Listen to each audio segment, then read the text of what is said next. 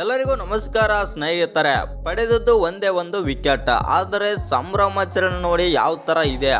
ಇವರೇನಾದರೂ ವಿರಾಟ್ ಕೊಹ್ಲಿಗೆ ಈ ಥರ ಸಂಭ್ರಮಾಚರಣೆ ಏನಾದರೂ ಮಾಡಿದರೆ ಅಲ್ಲೇ ಕತೆ ಮುಗಿಸ್ತಿದ್ರು ಅಂತಲೇ ಹೇಳ್ಬೋದು. ಒಟ್ಟಿನಲ್ಲಿ ನಿನ್ನೆ ಬಂದುಬಿಟ್ಟು ಈ ಸಂಭ್ರಮಾಚರಣೆ ನೋಡಿ ನಮ್ಮ ಭಾರತದಲ್ಲಿ ಬಂದುಬಿಟ್ಟು ಈತನಿಗೆ ಸಿಕ್ಕಾಪಟ್ಟೆ ಟ್ರೋಲ್ ಮಾಡಿದ್ದಾರೆ ಅಂತಲೇ ಹೇಳ್ಬೋದು.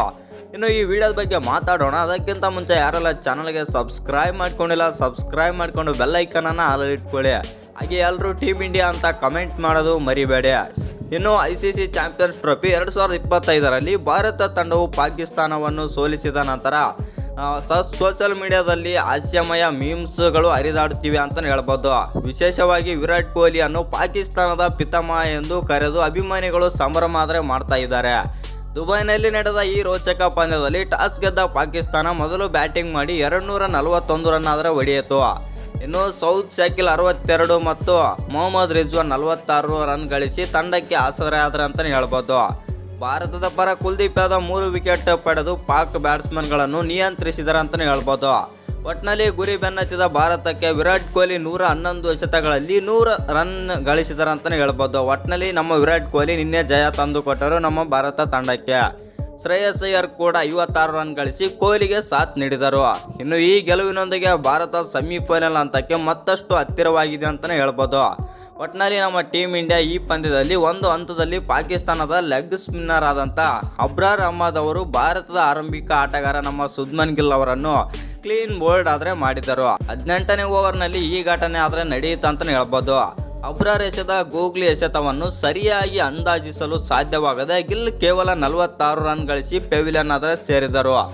ಈ ವಿಕೆಟ್ ಭಾರತೀಯ ಅಭಿಮಾನಿಗಳನ್ನು ಕೆಲ ಕಾಲ ಆತಂಕಕ್ಕೀಡು ಮಾಡಿತಂತಲೇ ಹೇಳ್ಬೋದು. ಇನ್ನು ಗಿಲ್ ಕಳೆದ 4 ಇನ್ನಿಂಗ್ಸ್ಗಳಿಂದ ಪ್ರತಿ ಬಾರಿಯೂ 50ಕ್ಕೂ ಹೆಚ್ಚು ರನ್ ಗಳಿಸಿ ಉತ್ತಮ ಫಾರ್ಮ್ನಲ್ಲಿ ಆದರೆ ಇದ್ದರು. ಆದರೆ ಅಬ್ರಾರ್ ಅವರ ಚಾಣಕ್ಯ ಎಸೆತಕ್ಕೆ ಬ್ಯಾಟ್ ಬೀಸಲು ಹೋಗಿ ಕ್ಲೀನ್ ಬೋಲ್ಡ್ ಆದರು ಅಂತಲೇ ಹೇಳ್ಬೋದು ನಮ್ಮ ಗಿಲ್ ತಮ್ಮ ಕೊನೆಯ 2 ಇನ್ನಿಂಗ್ಸ್ಗಳಲ್ಲಿ ಶತಕ ಕೂಡ ಸಿಡಿಸಿದ್ದರು. ಇದರಲ್ಲಿ ಬಾಂಗ್ಲಾದೇಶ ವಿರುದ್ಧದ ಪಂದ್ಯವೂ ಸೇರಿದೆ. ಈ ಪಂದ್ಯದ ಭಾರತದ ಉಪನಾಯಕ 46 ರನ್ ಗಳಿಸಿ ಔಟ್ ಆದ್ರ ಅಂತಲೇ ಹೇಳ್ಬೋದು ಪಾಕಿಸ್ತಾನದ ವಿರುದ್ಧ. ಇನ್ನು ಆದರೆ ವಿಕೆಟ್ ಪಡೆದ ನಂತರ ಅಬ್ರಾರ್ ಅವರ ಸಂಭ್ರಮಾಚರಣೆ ವಿವಾದಕ್ಕೆ ಕಾರಣವಾಯಿತು ಅಂತಲೇ ಹೇಳ್ಬೋದು. ಗಿಲ್ಗೆ ವಿದಾಯ ಹೇಳುವ ರೀತಿ ಕ್ರಿಕೆಟ್ ಅಭಿಮಾನಿಗಳಿಗೆ ಹಿಡಿಸಲಿಲ್ಲ ಮತ್ತು ಅಬ್ರಾರ್ನ ವರ್ತನೆ ಕೂಡ ಟೀಕಿಸಿರಂತಲೇ ಹೇಳ್ಬೋದು ಎಲ್ಲ ಕ್ರಿಕೆಟ್ ಅಭಿಮಾನಿಗಳು. ಇನ್ನು ಅಬ್ರಾರ್ ಗಿಲ್ಗೆ ಸ್ಯಾಂಡ್ ಅಪ್ ನೀಡಿದ ವಿಡಿಯೋ ಈಗ ಸಖತ್ ವೈರಲ್ ಆಗುತ್ತಿದೆ ಅಂತಲೇ ಹೇಳ್ಬೋದು ಸೋಷಿಯಲ್ ಮೀಡಿಯಾದಲ್ಲಿ.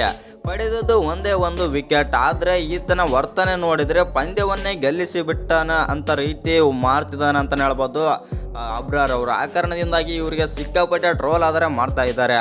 ಒಟ್ಟಿನಲ್ಲಿ ನಿನ್ನೆ ನಮ್ಮ ಭಾರತ ತಂಡ ಬಂದುಬಿಟ್ಟು ಪಾಕಿಸ್ತಾನ ವಿರುದ್ಧ ಆದರೆ ಭರ್ಜರಿ ಗೆದ್ದಿದೆ ಅಂತಲೇ ಹೇಳ್ಬೋದು. ಎಸ್ಪೆಷಲಿ ನಮ್ಮ ವಿರಾಟ್ ಕೊಹ್ಲಿ ಸೆಂಚುರಿ ಕೂಡ ಇಳಿಸಿದ್ದಾರೆ. ಇನ್ನು ಈ ವಿಡಿಯೋ ಇಷ್ಟ ಆಗಿದ್ದರೆ ಒಂದು ಲೈಕ್ ಮಾಡಿ ಶೇರ್ ಮಾಡಿ. ಹಾಗೆ ಇನ್ನು ಯಾರು ಚಾನಲ್ಗೆ ಸಬ್ಸ್ಕ್ರೈಬ್ ಮಾಡ್ಕೊಂಡಿಲ್ಲ ಸಬ್ಸ್ಕ್ರೈಬ್ ಮಾಡಿಕೊಂಡು ಬೆಲ್ ಐಕನನ್ನು ಆಲ್ ಇಟ್ಕೊಳ್ಳಿ.